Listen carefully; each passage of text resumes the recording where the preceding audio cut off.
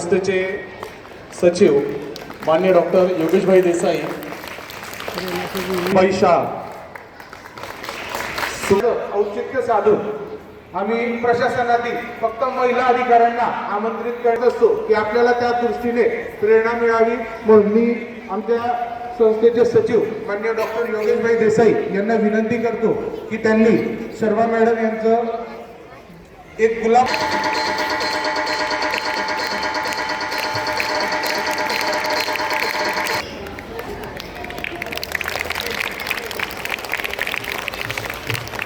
करण्याची संधी मिळाली। एक मोठं यश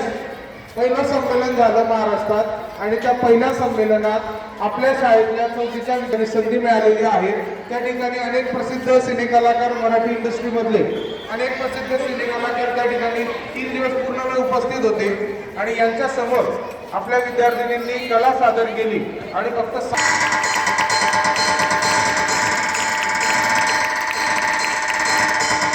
आदिती पाटील विराजमान आजच्या कार्यक्रमाचे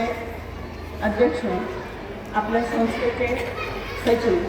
डॉक्टर योगेशभाई देसाई तसेच आजच्या प्रमुख अतिथी उपजिल्हाधिकारी तथा प्रांताधिकारी, आज आपण पालकांच्या या आनंद मेळाव्यात सामील आहोत। विद्यार्थ्यांचे मानसिक स्वास्थ्य आमच्या मार्गदर्शिका माननीय सौ भारती बेलन मॅडम, प्राचार्या जिल्हा शिक्षण व प्रशिक्षण केंद्र नंदुरबार, मी यांना विनंती करतो की आपण आमच्या या बालगोपालांना आणि आम्हाला मार्गदर्शनपर शुभेच्छा द्याव्या। क्रांतिज्योती सावित्रीबाई फुले यांना मी आधी त्रिवारवंदन करते आणि